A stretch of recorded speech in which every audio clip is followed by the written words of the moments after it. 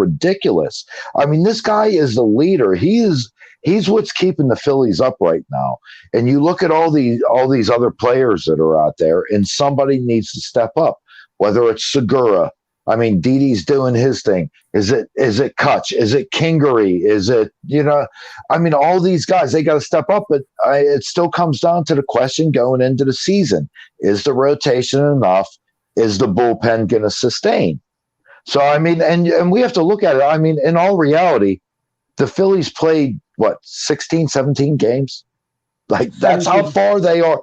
Right, 17 games. That's how far they're into the season on a shortened spring training. So, like, I understand we all want to abbreviate the season and collapse it as much as we can. And we talk at it from fantasy perspectives, like a month is equal to 2 months, like in a regular season. But this is still Major League Baseball and getting accustomed to everything that you do, no matter how in shape you are. So I think the Phillies could still win the NL East, but the question marks that were there at the beginning of the season still got to come to fruition. So, Colin, I have a question for you. Yeah, what's up, Mike? Do you think that there is another player on this team who has benefited more from not having to perform in front of fans than Bryce Harper?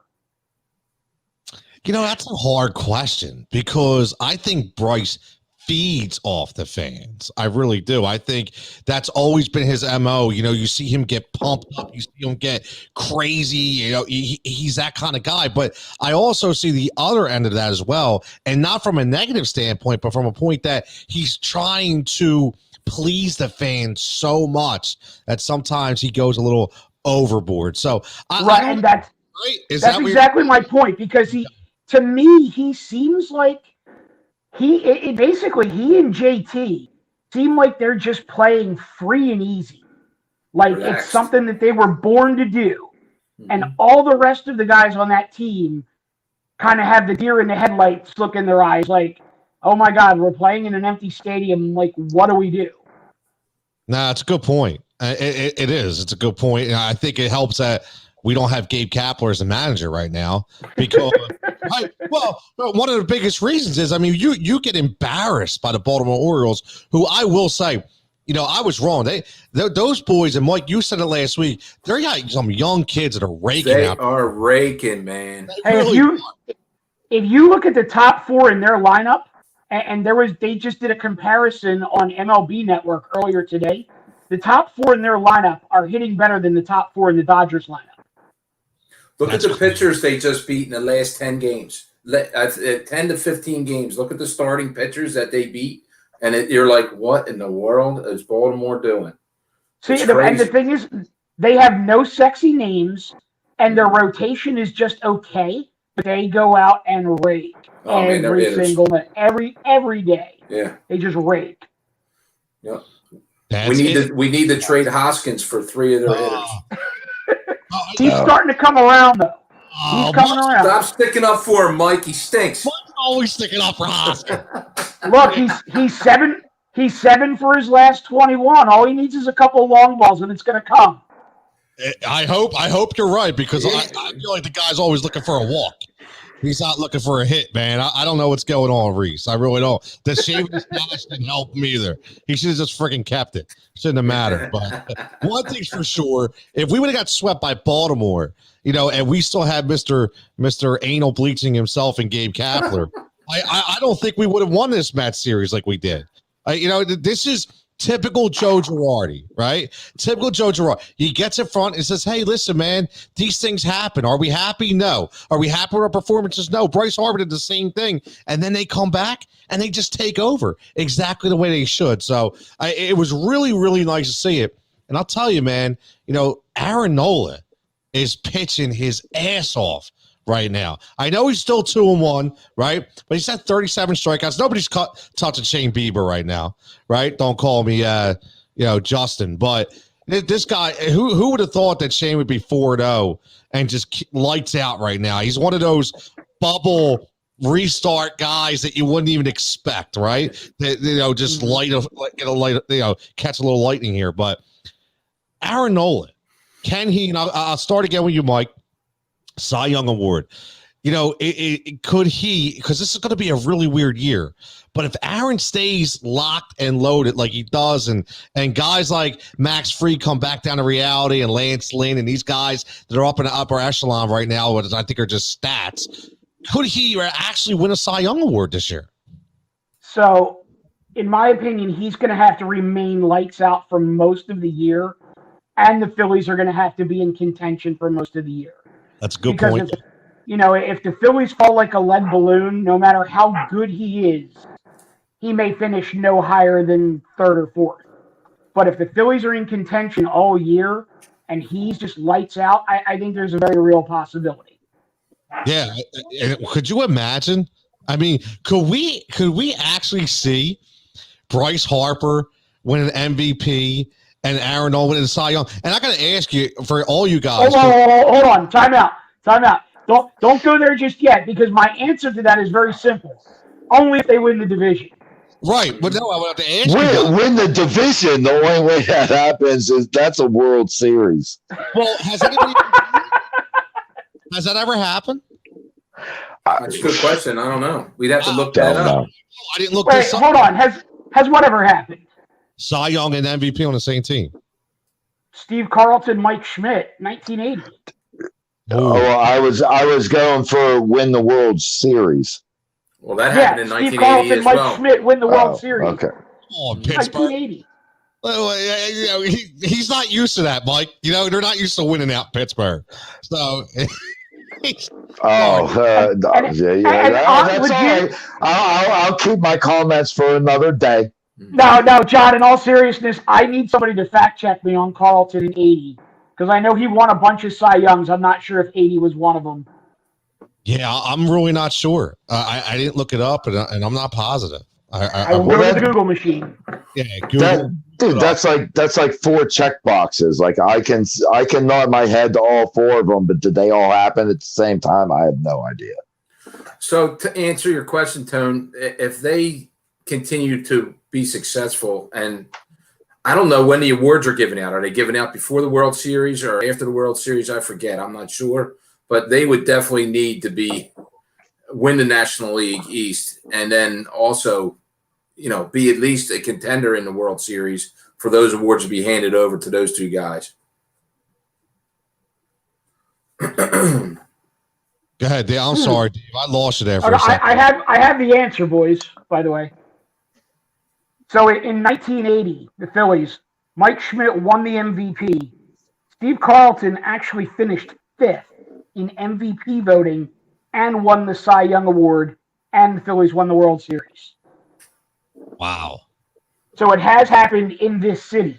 That's pretty successful right there. Buddy. Has that ever happened before?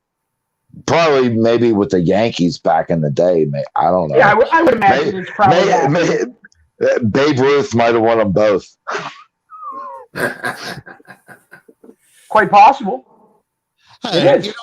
Hold on, I gotta check because Sean said I don't like this comment, Sean. All I do, my ears will bleed every Sunday when Ruben is on the pod. I like Ruben. I think Ruben does a hell of a job. No way. People have to separate Ruben the GM from Ruben the broadcaster. Because Ruben the GM, people may not like him. Ruben the broadcaster does a damn good job. I don't like him. I think he's done. You're a hater. I agree with Mark. You're a hater, Dave. Oh, wait a minute. I just don't. I don't like him or Tim McCarthy. How can people be mad at Ruben as a GM? They called him Ruin Tomorrow. Listen, here, I'm going to throw this out there. We're going to go in a whole different. This isn't even on the agenda, okay? But this is how I get passionate about certain things. Ruben Amaro Jr. did absolutely everything he could in his power to give us back-to-back World Series trophies. That's what he did. And you know what? If it wasn't for freaking Jorge Posada, okay, or Cliff Lee giving up one game, we'd have 2 back-to-back. But he did everything. Well, listen, anybody would have signed Ryan Howard, right? Anybody. Nobody knew he was going to blow out his Achilles. Come on, stop. He had the most historical run of anybody in a 4-year period that we'll probably never, ever see again. Right? He brings in Roy Oswalt, where nobody thought was even possible. It's not his fault Roy didn't make it. He had 4 aces. Okay, 4 aces on his team. He tried. Yeah, he overthought himself with the Cliff Lee deal. I get it, but then he brings him back, and then he gets Halliday. What else did you want Ruben Amaro to do? Pay Jason Worth? Is that really? Is that what we're mad about? What did Ruben Amaro do except for getting rid of Mike Arbuckle? What was the biggest mistake of Ruben Amaro? Getting rid of Mike Arbuckle. Okay, well, besides that, though. Right? He depleted the farm system with a lot of things. Okay, here's the thing. He depleted the farm system. Give me one name. And there we go again with the headset. You give me every time I get fired up. Give me one name that he traded away that did anything at the major league level for more than a year. I can't. Carlos Carrasco? I can't. That's probably the name. Here's the thing, though. If you kept him in the system for a little while longer, might have been able to use them in a different way. You might have been able to get something else instead of what we did get for them, because what we got for them was nothing. So, but here's the thing. The untouchable Michael Taylor goes to Oakland, does nothing. The untouchable Kyle Drabeck goes to Toronto, does nothing.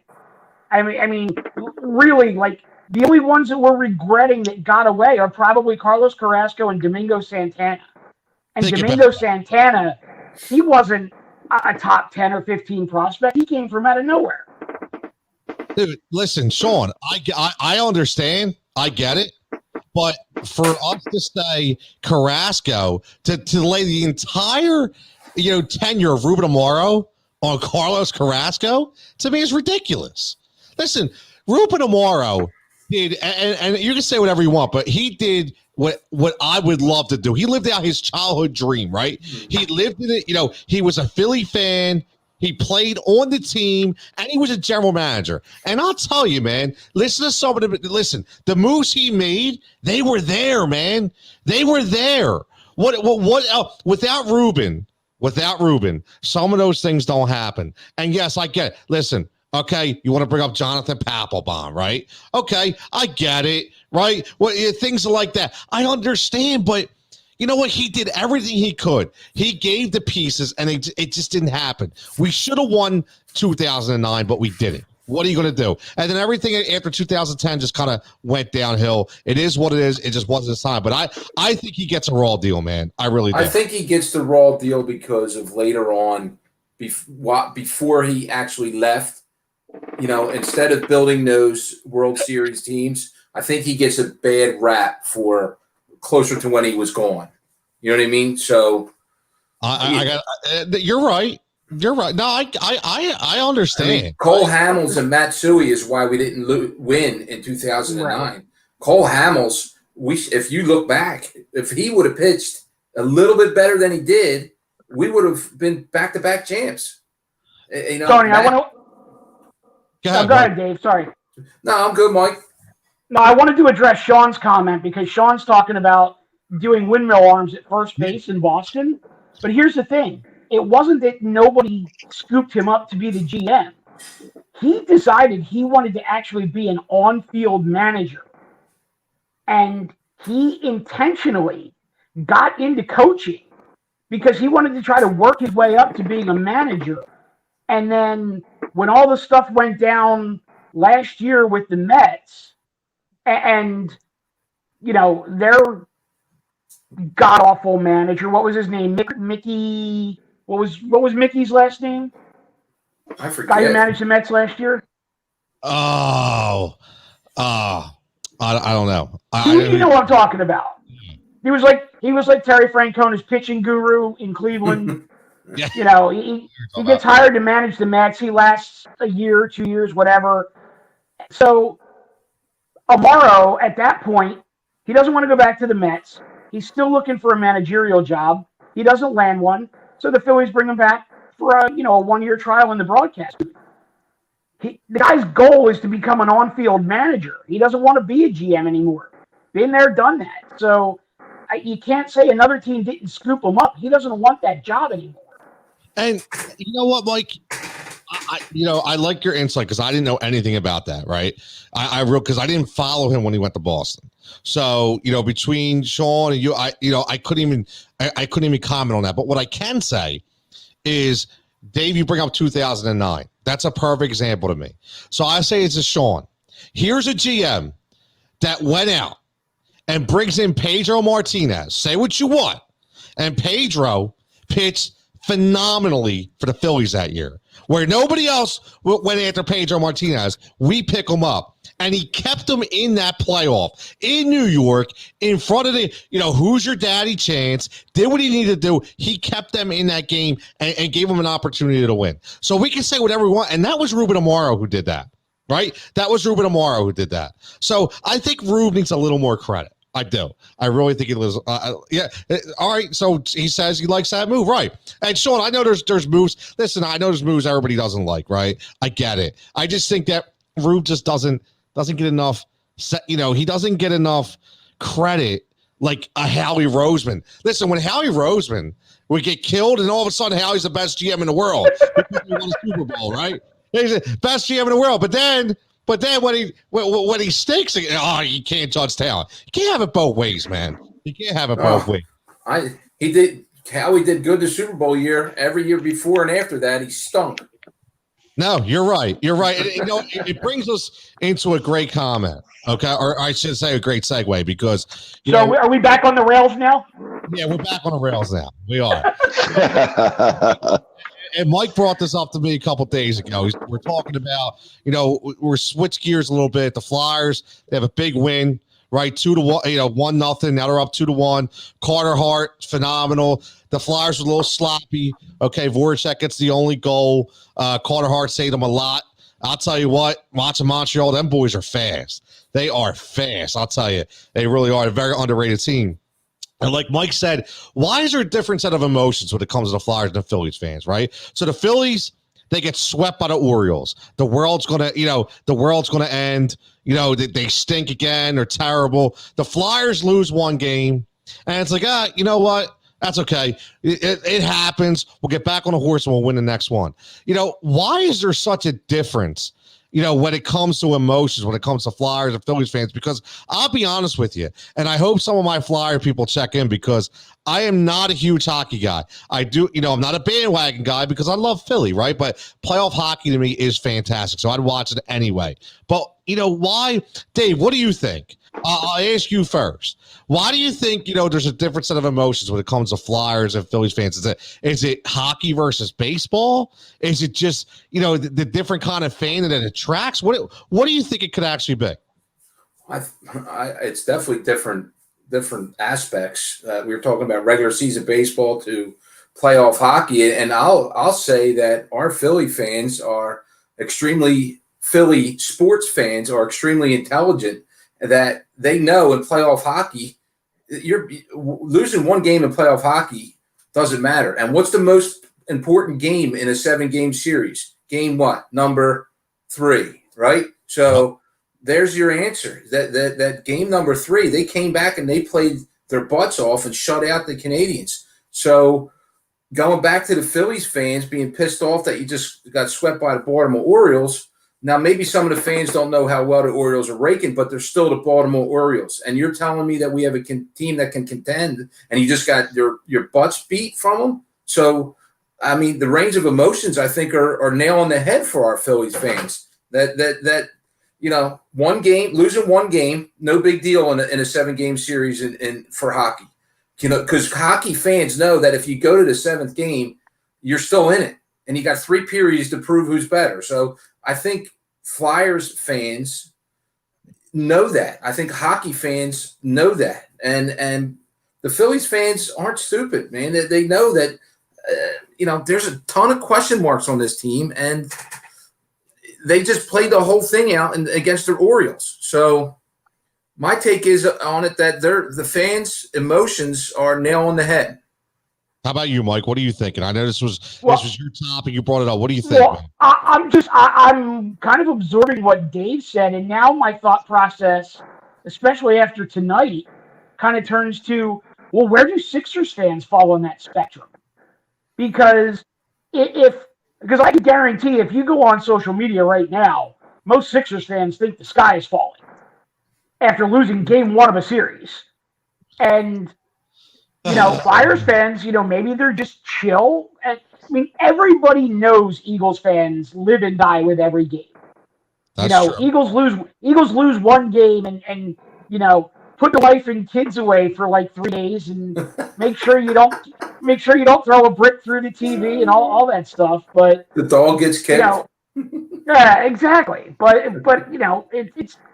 it's just the dynamic to me is so crazy because so many people in this area claim to be 4 for 4, but the reactions are so different from sport to sport to sport to sport, I guess. Throw the fourth one in there. No, you bring up an interesting point, but what I will say, in respect to Sixers fans, I went into this series, and I know here we go going off the rails again, but that's fine because we added into the discussion that I don't expect them to beat the Celtics. I just don't, because they're not a good team. We are just not we're not good enough, man. We're just not good enough. So my expectation is very low when it comes to the Sixers. Now, when we talk about the Flyers and the Phillies, I think it's the same kind of way, because with the Phillies, I think, we came into this restart. Well, I should say this abbreviated season. It's not a restart, but abbreviated season, saying if you get on a big slump, we're going to have issues, right? When you start out 1-2 with the Marlins, when you get swept by the Orioles, to me, your bullpen's ERA is like 248.5. Okay, so right away you're thinking, oh my God, here we go again.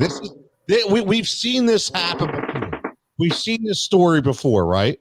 And that is the biggest issue, I think. With the Flyers, it was, what? We finally, I keep saying this, we finally have the goalie. We finally have the piece we never had. So I think they thought, all right, you know what? We're good. He's a young kid, 22 years old. We'll get over it, comes back, and gets a shutout. So I think that's just the mentality is so different, only because of the historic factor and the expectations as well. I really do. John, what do you? I know I was going to ask you about Pittsburgh, but because we don't. No. Let me just talk about Flyers hockey, because there's nothing to talk about in Pittsburgh in terms of hockey. But I will tell you about the Canadians. Okay. No, the Canadians. The Habs. Yes, the Habs. But the one thing that is so different in hockey than any other sport is that it's like effort and speed and desire shows more in hockey than any other sport. Like, you will see skaters just pounding that forecheck, getting that puck in there, running to every single puck, as opposed to other teams that, we're going to wait, we're going to finesse, we're going to take our stars. And I'm just saying, there's something about hockey where I feel like desire has more to do with hockey than any other sport. Maybe basketball, but baseball, when you have 9 guys in a pitcher that goes every 5 days, it's not the same thing. When you have 22 starters on an NFL team, not even including, that's just the basics, let alone first, third down. You can have 5 guys that are on top of their game, but if everybody else isn't, it doesn't make a difference. Where hockey, there is just something, I don't know, it's just different. It's just what different. Do they call that? An energy and effort? I'll take it. That I'll sounds tell you what. Oh, go ahead, Dave. Mike, I want to say something to you about this too. Carter Hart. I would like to think that I know a little bit about hockey, Flyers goalies, right? I've been a Flyers fan for a long time. And I was talking to people today about Carter Hart. I have not seen a Flyers goalie play as technical as Carter Hart is capable of playing. I have not. Ron Hextall was my favorite goalie. I wasn't old enough to see Pelle Lindbergh play. I just missed Pelle Lindbergh. And obviously we only see, classics of Bernie Perrant. But so, Dave, let me just interrupt you for 1 second because I will, and I'll give it right back to you. I will say yes. He is probably the most technically sound goalie I've seen in Philadelphia since Pelle Lindbergh. So please continue. So I'm gonna throw this out there, and this might be an extreme long stretch, but watching hockey as long as I have, I compare what I've seen of Carter Hart so far is that he is so much like, to me, Martin Brodeur, the way he plays goalie. And I'm not trying to put him at a level there yet, but, I think that that's what the type of goalie that this guy can be. I truly believe that. I know it's very premature. I get all that, but I've never seen a goalie for the Flyers play the way this 22-year-old plays. No, you're right, Dave. You're right. And I will say one thing, and, we alluded to this last week. I was a big roller hockey kid back in the day. I never played ice hockey, but I loved roller hockey, right? And one of my best friend actually was best man at my wedding was a goalie. And, he actually got scouted by the minor league Chicago Blackhawks in the AHL. So he was really good. I mean, he was really good. And, I think he would respect me saying this. I'm watching Carter Hart last night, and I'm watching the way he gets down, the way he covers that 5-hole, the way he favors his waffle side, the way his head is always turned within the pipes. I mean, this kid is legit, just like you're saying, Dave. And Mike, technically sound. You watch him, everything has a purpose. He is a goaltender with a purpose, and something we have not seen. You say Marty Brodeur, you're right. You guys like Marty Brodeur have it. The guy who was playing against, Carey Price, he had it. Right? Patrick Watt, Dominic Hasek. I mean, these guys have had it. Obviously, we can't elevate him to that level. Yeah, he's 22 years old. But at least, you see the torch getting ready to be lit. That's what I could say. At least there's a spark. And I'm sorry, Tom. No, but we haven't had a spark in a long time, Dave. Oh, yeah, I know. I mentioned Brodeur just because of the size. They're very similar size to me. And I know Patrick Watt's a big goalie too, but go ahead, Tone. I'm sorry, pal. No, I'm good. That was my rant, man. I'm ecstatic, when it comes to Carter Hart. I really am. Go ahead, Mike. I was going to say, the thing that I'm glad about is, so he gets pulled on Friday afternoon after giving up 4 goals. Bounces back from that, no ill effects whatsoever. And when he got pulled on Friday afternoon, I saw a lot of Flyers fans, especially on Twitter, that were just all up in arms about, why did AV pull him? Don't pull him there. Let him try to fight through it, and et cetera, et cetera. And I'm thinking to myself, this isn't a punishment pulling. This is a preservation pulling. Get this kid out of the game. Yep. Don't make him take any more shots. Don't make him take any more contact in the crease. Give him a third period off. Let him come back on Sunday and do his thing. And turns out that's exactly what happened. The kid's mental side, like just a mental toughness of realizing you gave up 4 goals on Friday. Maybe one of the 4 was your fault, but you need to bounce right back on Sunday night and go get it. Yeah, that's a good point. People did act like, well, why would you pull him? And they thought it was a bad thing. No, that was exactly what you said. Preserve the man's confidence, preserve his mental stability, right? You don't want to get, if you're getting your brains beat in, it's like, you are going to win that game. Get them out. I mean, it's like, like the human victory cigar. Bring those guys in, right? You don't want your. And you know what? That's exactly that's what makes hockey so different than every other sport. Like, I swear to goodness, there's like nothing. Like, there's just so many different things about hockey. Like, you could say it's 5-on-5 or whatever. There are just so many different things that, yeah, it's a different beast. It is. It really is. It is a different beast, John. You are dead on with that. It really is. It's a different beast. And, we talk about, basketball, they're all different beasts, right? Philly football will always be proud, and football fans will always, but I'll tell you, man, when we talk about, let me ask you guys this, and this is another ad lib thing, but we talk about passion, right? Passion. You take the 4 sports, 4 for 4. Besides we all know the Eagles, right? I think the Flyers have the most passionate fan base as number 2. And people actually thought the Sixers, because they were selling out, were going to – nah, man. The orange and black, they're for real. Those people are for real, and they are loyal, man. I can tell you that. I will tell you this. Yeah, John. I almost want to go that the Flyers are above the Eagles. The diehards, I almost believe the Flyers are above the Eagles. I really do. Wow. It's a football first city.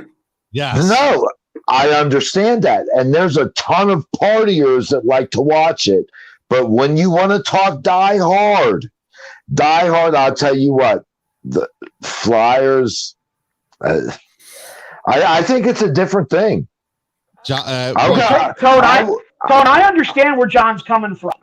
Because if you listen to that group that says that hockey is a niche sport, then John is 100% spot on. The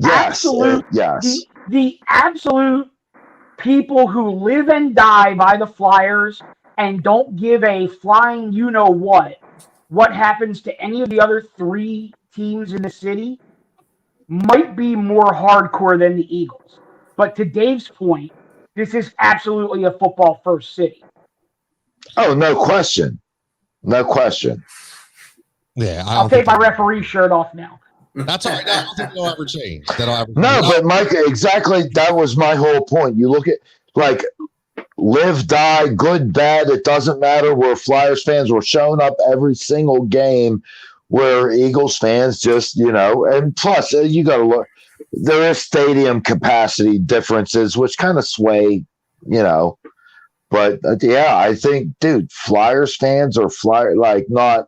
Oh, we're giving up on this year. Like, we are going to spoil someone's season. Like, we're just we're so Flyers that we're just going to be nasty to everybody. We're either going to win or ruin you. Flyered up, man. We're flyered up. That's right. Listen, you're right. Flyered up. And before I go on, I got to give Mike a little props. I can see the WWE Monday Night Raw in the background, which my man is living die hard to wrestling radio right there. I love it. It's funny because the DVR is running, and as soon as we finish up here, I will be going to the DVR to get caught up so that the show that I do on Saturday.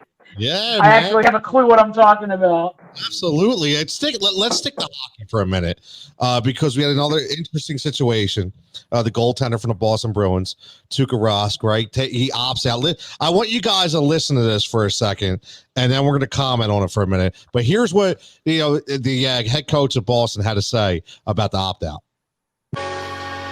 I mean, all of our players, we knew this would be a mental challenge, especially players with families. In Tuukka's case, he has a newborn at home, along with 2 other young girls, and he just felt that he needed to be home with them at this particular time. Can't control the timeline of when the playoffs resumed. Give Tuukka a hell of a lot of credit for trying to persevere through this and initiate the process to come up and be with his teammates. It's fun, first and foremost, that's what he wants to do. But the priorities are in the right order, and this is what he has to do at this time. He didn't really give us an indication that this would absolutely going to happen. During the course of the time up here, it's been increasingly more and more difficult for Tuukka to mentally stay where he needs to be. And ultimately made a decision that he felt he had to be in a different place. And again, I think we all understand that these are trying times for everybody. NHL's done a fabulous job in protecting the players' health and safety. But the priority for Tuukka at this point in time, and rightfully so, has to be his family, and we support that. So, guys, I got to say this, okay? And you hear that soundbite, and obviously, I think every single one of us can, respect that decision in one way or another. But the Twitter trolls that come out in Boston, I mean, people talk about Philly, and they were killing this guy, okay, for opting out. It was like 2 hours before, right? And what I will say is obviously it was probably this guy was probably wrestling with this, this idea as long as he could and trying to figure out, exactly what he was going to do. And, and he finally made a decision. Listen, I mean, I would do the same thing. He's got a newborn at home. He has things in his mind. If you're not going to be in the mental capacity to be able to help the team and also try to stay healthy for your family, why not do it? I respect it. I really do. Dave, what do you think, man? You're laughing. What do you have a problem with Tuukka? Sissy. He's a sissy. Oh, come on, man. I was hoping you'd go to me first. Oh, you don't like it? Listen, man, I'm only teasing, but that's exactly what a hardcore town like that's going to think. You let your team down, man. Playoff, you questioned it this way. Could you do this during playoff hockey? You're the starting goalie. So that town, those people are thinking that this guy let them down. That's what they're thinking. That's what the trolls are thinking. In reality, and family is always first with me, Tony. So wow. I have not one problem with this kid doing what he did. My hats are off to him. Dave, can I just chime on that? Look, what about Bryce Harper in the Phillies playoffs deciding not to play? For what reason? Give me a reason. Same reason as Tuukka Rask. I'm just saying, before we talk about Boston Bruins, Bryce Harper does the same thing, same decision, same situation. What does Philly do? Well, what Philly does is probably acts in my opinion, they're going to be disrespectful. If there's a similar situation where he comes out and he discusses issues with his family, like our receiver for the Eagles did, I don't have a problem with that. After surviving COVID season, after dealing with things that are the world should look at things in a little different light right now, right? Yeah. So that's just my opinion. You have to do what's best for you and your family, and that's the bottom line right now. I chuckled and I laughed and I said he was a sissy because that's what people are going to think. That's what the people that think they're men are going to think, when in reality, being a man is stepping up and taking care of your family. That's my opinion. I think you're right. So I think the biggest issue that I have with this whole thing, obviously not being a Bruins fan, but just a fan of sports in general, the biggest issue that I have with it is just the timing of it. I have no problem if he wants to opt out because he's got a newborn at home and he thinks that's where he needs to be. But I feel like he should have had enough foresight and thoughtfulness to make that decision prior to the round robin. So the reality is that they probably should have gone into the round robin without him. And they could have had another goaltender play in that round robin, prepare for, the playoffs to back up the backup, so to speak, and just move forward without him. And I think the biggest issue with it is just, again, it's timing, and it's him kind of bailing after the playoffs had started and not prior to the restart. That's legitimately the only issue I have with it. Now it makes sense, and I heard John when he's talking about Bryce Harper, and would I have a different sentiment at first? Sure, but at the same time, this again, these are uncharted waters, man. And I bring this back to I know Dave can respect it, John can understand, Mike, if you ever done coach, and I'm sure you can understand as well. I see what we're dealing with now as head coaches at a youth sports level, as a parent of an athlete, on what to do, what decisions to make. And I know what I'm wrestling with just as a coach, as a parent. I can't imagine what a player is wrestling with as well. So it's really hard for me to pass any kind of judgment whatsoever when it comes to this. And yeah, you're right. He definitely could have had, they could have prepared more if he would have gave him a little more of a, little more of a leadway onto his decision. But listen, man, Tuukka thought about Tuukka. And at the end of the day, like I tell everybody, the decision is always mine. And think about you are number one, not number two. You're always number one, and everybody else, if they don't respect your decision, oh well, either fall in line or get off the boat. That's what I say. Right, and if you think about it logically for a second, though, I mean it's August and he's got a newborn. In a normal hockey season, he did this the right way. Oh, so yeah. They planned it so that they would have a child during the off season.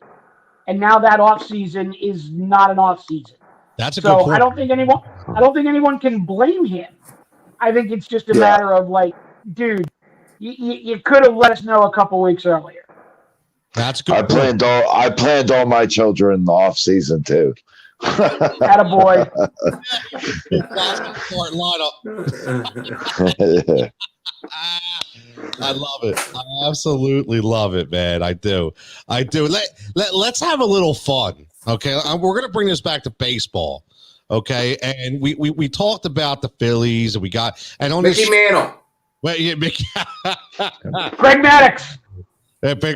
Yeah. Well, let me ask you, right? We're going to get right into this because, we don't always just talk local. We bring some national spice to the conversation. And we talk about Major League Baseball, and we see year in and year out, two teams, the Minnesota Twins and the Oakland A's, are always friggin' good. No matter what, they're always good. They let everybody go, and they have a hell of a farm system that they continue to just replenish and make every single one of us freaking jealous all the time, right? They make every single one of us jealous. So the Oakland A's, number one, is it a reason besides Billy Beane on why and the scouting that this has happened? I mean, listen, you could go back and a list of names that they've gotten rid of. God, from Mark Mulder to Rich Harden, guys that they just said they wouldn't pay, and they just let them go, and it's replenished. You get a guy like Brett Anderson about 10 years ago, just comes out of nowhere and has a decent couple years. I mean, no matter what, these kids just rake right now. Hoffman, these guys are unbelievable. I mean, Mike, I know you're a baseball guy. I know you look at this stuff. What's the secret besides Billy Beane and one hell of a scouting department? Well, I think that's it. It's Billy Beane is smart enough to know that he's always going to be operating within a certain budget. So within that budget, he puts together a phenomenal scouting department and a fantastic farm system. And when I say fantastic farm system, it's the managers, the coaches, the player development guys, the roving instructors. Their farm system, top to bottom, is fantastic. They draft well. They make good international signings. Not great, but good international signings. They draft well. They're very smart with the undrafted free agents and, very low round stuff. And I think they never hamstring themselves with contracts. And the guy that I'm thinking of right now is Barry Zito. It's another one. Barry Zito didn't want to leave Oakland, and he wound up getting a huge deal from San Francisco, basically just to go across the bay. And he was never worth the money that he got from San Francisco. Now imagine if Oakland would have gone away from their norm and paid him, how hamstrung they would have been with that contract. Yeah, it's a Giants. Let alone, I mean, how many of those A's pitchers actually went on to another team and actually were worth their contract? Think about it. You're right, John. I mean, these guys did not go and have like great careers. No, Gio Gonzalez. Gio Gonzalez. That maybe. Yeah, Yeah, but Gio's not a top of the rotation guy. I mean, I'm just picking one. I'm just picking one. No, it's a good name. I literally forgot he was even on the A's. I was Dave, that's a good pull by you. I did not. I'm like, wait. That was a good pull. That was a very good pull. That's the baseball coach over there. That's what that is. He was scouting Gio back in the day. That's what he was doing. Well, let me tell you, the Oakland A's, Billy Beane, this is something that amazes me. He's created a system that has proven longevity that no other organization, I shouldn't say no other one, some have tried to, but why wouldn't people adopt his philosophy, his ability to draft, his organizational skills proven to work? He has a proven system that works. And people should be more in tune to doing that. If you build your system, if let's just say the Phillies built their system this way and then had the monies that they have and go and pluck them out, the top players, you'd be successful every year. Dave sounds like an infomercial. It's a proven system that works. It's a proven system, no doubt. Guy. Who was the OxyClean guy? What was his name? Billy something? There was Billy Beane. No, it was Billy Mays. Billy Mays. That's it. Billy Mays. OxyClean. That's all I remember. It was if anyone listens, I would love to be one of those infomercials.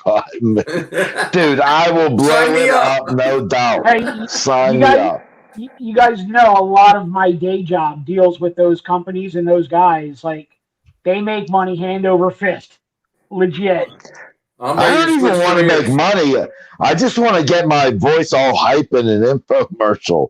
Like, if I make some cash on the side, that's great. But so our boy Al checks in by Joe Blanton, Kentucky Joe, right? Kentucky Joe was another guy, right? Who actually he did very well for the Phillies. He was who he was, a 500 pitcher. It was an innings eater who kept you in games, right? That's what Joe was. So, Tony, throw it out to the audience. We'll give them a homework assignment. Come up with a pitcher who pitched for the A's and went elsewhere and was as good or better after they left the A's. Hey, I'll and tell you. And Gio Gonzalez doesn't count because Dave already gave us that one. Yeah, well, let's bring this up, right, while we're here, because I just wanted to ask you. And you know, I'll start with you, Mike, since you just gave out a homework assignment. I'm going to give you one.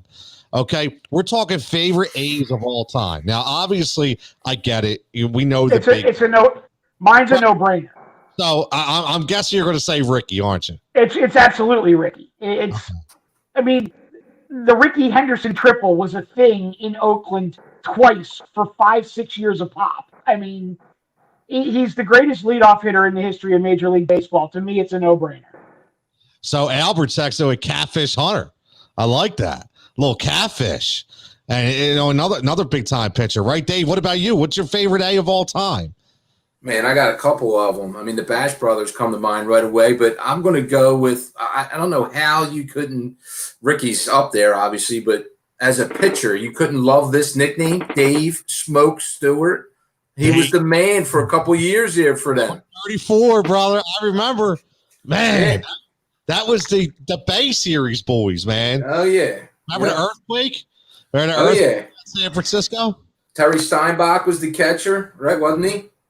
Third base was Corey Lansford. Yeah, the Bash brothers. Mike Gallego. Mm-hmm. So Dave Anderson in center field. Dave, who did Smoke Stewart pitch for directly before he went to Oakland? Was it Toronto? It wasn't Toronto? Nope. I'm not sure, Mike. He was Toronto after Oakland. Before Oakland, he was in red pinstripes, and our friends on South Broad Street couldn't figure out what was wrong with his mechanics. Yeah. Oh wow. I think he pitched to about a 6 ERA with the Phillies, and they let him walk. Dave Stewart, man. Yeah, he was a Philly, man. How about you, John? What you got a favorite A? Dude, I mean, who's the best closer in the history of MLB? Mariano Rivera. I'm going Mariano. Oh, they're going to grapple. They're going to grab him. Well, no, I'm saying I'm going Dennis Eckersley. Yak.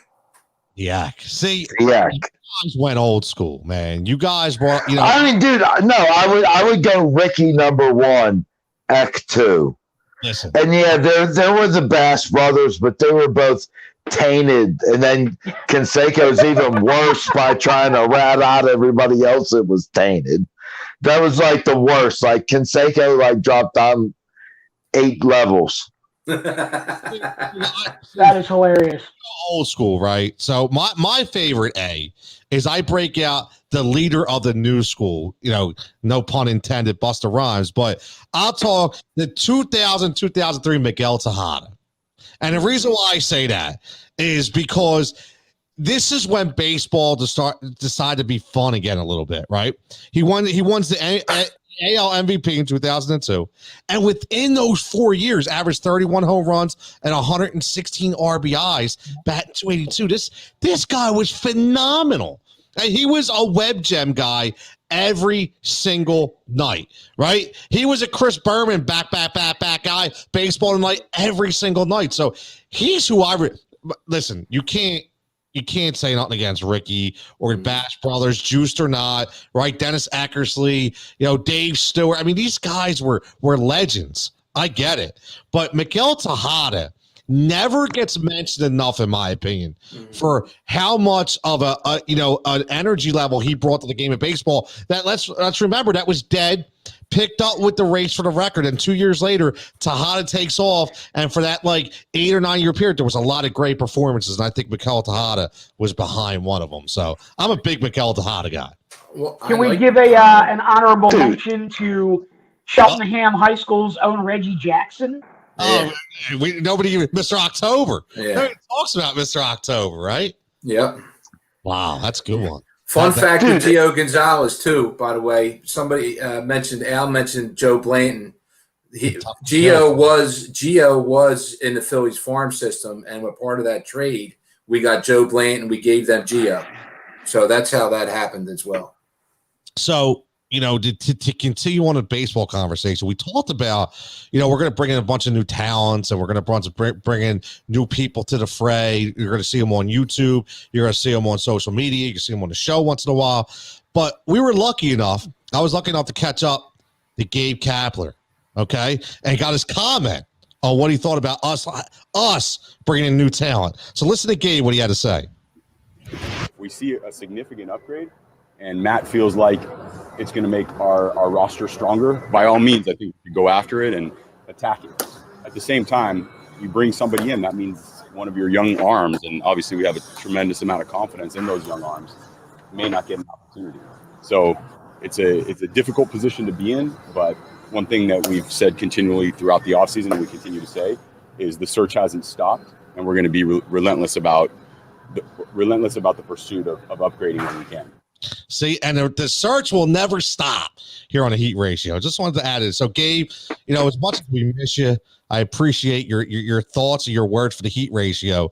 But more to come on that, because we will bring in some certain people who will remain nameless right now. But I want to switch into a little basketball talk before we get out, because obviously we come around the hills. I don't really want to get in this. We know all about the Sixers. We've talked about them before, but something stuck out to me today while preparing for the show. That was, I'm a Jayson Tatum guy because I always wanted Jayson Tatum instead of Markelle Fultz. I thought he was the guy. I think he is the future of the NBA, one of those 5 players. But he comes out as a whiny little baby today, and it kind of annoyed me. Right? He's talking about in the locker room, supposedly he's mad because he doesn't get the calls and he should get superstar treatment. Does Jayson Tatum deserve MJ, Kobe, and LeBron rules? Does he deserve that? Is this what we've come now at the young NBA society? Seriously, Jason? This is what? Jason, you deserve the Jordan rules? Get out of here, man. Absolutely. I mean, shut up, dummy. Right? I mean, come on. I mean, Dave, is this guy for real? He thinks he is. I mean, no, he shouldn't be. Come on. I can't even believe he said that. Yes. That's a joke. That's a joke. And they said it actually was bringing a little dissension within the Celtic locker room because he's been talking about it openly. Like seriously? Like, come on, man. Like, this is what that's the thing that separates, these players to me is the ones that learn how to go about their business and keep their mouth shut and the ones who don't. And they kill me with this. Mike, like, where does this come from, man? Is this just a product of today's NBA? I think it's a little bit of a sense of entitlement and the fact that he's probably gotten the calls at every level, and he figured that by the time he got to the NBA, once he was there a year or two, he would start getting the calls at the NBA level. But I don't think he realizes that while he is a very, very, very good player, he's not at superstar level yet, and he's not going to get superstar calls. And what's funny to me is I start hearing this, and I'm like, you know what? Good. Let him keep chirping. Because in the NBA, when players who are either has-beens or not quite start chirping, the officials call it the other way. The only way that the officials start digging in and giving the calls is when they get pressure from the coach. And even Brad Stevens is kind of like, hey, you got to talk to him about that. I'm not saying anything about the officials. Yeah, that's a good point.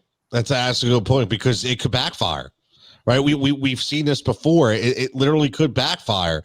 And my thing is, listen, I love Jayson Tatum. I do. I really do. But I mean, if you're Damian Lillard and you come out and say that, I give it a little more credence. I still don't agree with it, but I give it a little more credence. But come on, Jay. Like, stop. Really, stop. I mean, come on. John, you shake your head. Wait. Hold on, though. Back up for a second. Yeah. Of all the names you could have pulled, you go Dame.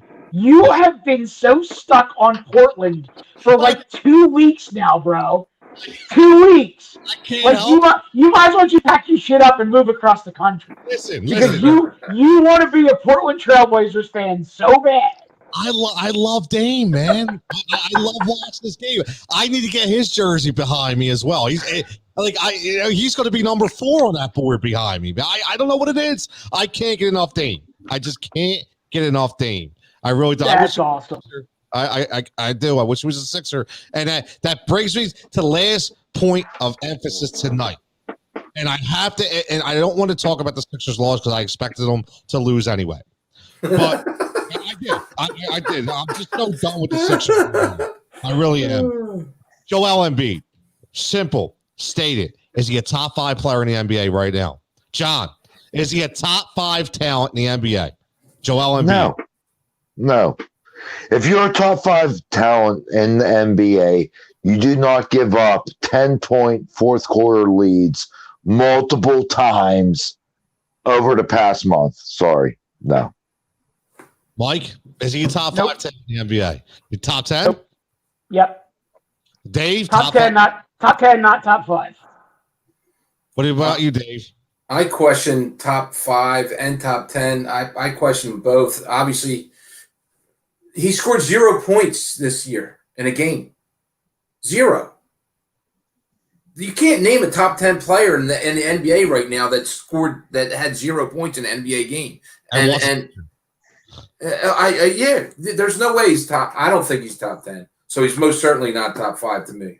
So the reason why I asked that, right, is just a parlay on the top 5, top 10 thing, is if Joel Embiid is not a top 5 player, and from a very outlook, it looks like he never will be, only because of maturity levels and because of health.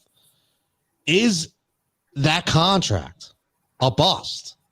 And the reason why I say that, right? The reason why I say that is because, and I want to bring this up with you guys because, when we talk about this with my PI guys, they have a different mindset. And I want to hear your guys' opinion. Because when we went through the tanking process and we went through this entire thing, the statement to me was, not to me personally, but, to us as fans, was multiple championships, right? We were going to do this for multiple championships. Well, I don't even see one in the future. So if we don't even see one, and we sign a max contract to a guy who's not a top 5 or top 10 talent, it's got to be a bust. Mike, am I going over the top here, or is there some legitimacy in what I'm thinking here? I think there's a middle ground. I think the contract was probably going to be the going rate for him regardless of where he signed. So I would like to say that, in my opinion, I don't necessarily know that you can blame the player when the architect is no longer there.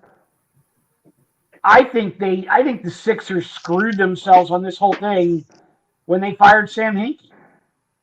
Oh, that's a good point. I mean, now granted, we've gone through Colangelo and we're now on Elton, but they should, in my opinion, they should have never fired Sam Hinkie, and they may have a championship already. So, and Mike, I'm not trying to put you on the spot here. No, go ahead. But because you had a good statement right there. So, what makes you feel that we would have a championship if Sam Hinkie was here and not Brian Colangelo? And I'll ask you one simple statement. Would he have made that trade for Markelle Fultz? No. Exactly. I completely and that's my entire that's the whole point. Was, in my opinion, Sam Hinkie, as the architect of quote unquote the process, was a far better talent evaluator than either the Colangelos or Elton Brand. And he would have had enough talent around Ben and Joel by this point to have won a championship. I completely agree with that. Dave, what do you think, buddy? You feel that same way? On which part? Which part are you asking me? Well, first part, if the Sixers do not win a championship, is Joel Embiid's contract a bust of a contract because he cannot get them there? And do you think if Hinkie was here, number one, would he have made the trade to get Markelle Fultz? And number two, do you think we'd be in a better position to win an NBA championship or not? Well, I was on board, and I said it with us before, that they should have never gotten rid of Sam Hinkie. I believe that the whole Colangelo thing, that made us look like a joke. That whole thing, from all that stuff that they were doing. The part about Joel, we have to find out what the finished product is. I mean, Joel has potential to be top 5. His game tonight, he played well enough that, a couple things go our way and you don't have like 15 turnovers, you win. So go on to the Sam Hinkie. Would he have drafted a different way? I believe he would have. I mean, I believe he would have. I don't know, man. These are all things that we won't know for sure. But here's what I'm saying is that we get rid of Brett before we get rid of Joe and Ben. I don't want to see that experiment go up in flames before you get me somebody else out here that can then evaluate this talent and get me a shooter. Get me Devin Booker, somebody like that can play with these guys. We need somebody that can score. That's the biggest problem, right? That's the biggest problem. It's always been a problem on this team. We don't have enough shooting, but it was the way this team was constructed. So, I think Mike alluded to earlier about being the architect. I mean, Elton Brand is the architect of this team, right? It was his decision to roll, right? And roll with Tobias. It was his decision to roll with Al Horford. Right, Jimmy Butler will never really know. Was it Jimmy who wanted to leave, or was the Sixers didn't want to pay him? We can all speculate. We really can, but we're never really going to know definitively what happened. But listen, I would love to have me some Jimmy Butler. I love Jimmy Butler. Jimmy Butler is probably one of my favorite players next to Damian Lillard. Right, I love it. Go ahead, Mike. Let me give you guys a scenario, and I'll actually start with John and pull him in on this. If you think about Sam Hinkie as the architect and where all the ping pong balls fell, imagine this lineup. You have Ben Simmons at the point with Jayson Tatum and Mikael Bridges on the wings, Joel on the low block with any jabron 4 you want to find. Is anybody in the East beating this team except for maybe Milwaukee? I'm not even scared of Milwaukee, Mike, so no. Go ahead, John. No, I agree. No, there's not. I mean, look, Embiid can be a top 5 guy, but he can't do it on his own. Like, that dude needs like a tour guide as to how to actually have a professional career. Like, in all reality, am I wrong? Like, this dude needs a tour guide on what, like, but at the same time, seriously, like, look back at like Shaq's first 3 to 4 years. He was a dominant. I'm not trying to compare game styles. I'm just saying Shaq was Shaq. It was Anthony Hardaway trying to dish it to Shaq. Shaq is like, the hot new toy or whatever that's out there. But he really didn't elevate his game till he got with a player like Kobe. I mean, that's the reality of it. So look, Embiid could be that guy, but he needs somebody to, I don't even want to say groom him. I don't even know what to say what that relationship was. But the bottom line is, it ain't Ben Simmons at the same age trying to just slice his way through the freaking lane. That ain't what's going to really get Embiid to be a top 5. And I'm going to leave it at that. I'm not going to talk about can they cohabitate, get rid of one, get rid of the other. I'm just going to say that's my impression. That's what I see. I get nothing else to say, John. I love that comment, brother. That was cohabitate. I love it. I love it. Listen, we're gonna end on that, John. You just close us out, bro. I love it. I love it. Yeah, look, John's it's all about cohabitation. He's like our own Liam Nielsen here, taking part 4. But now I'm like George Costanza. You get one zinger.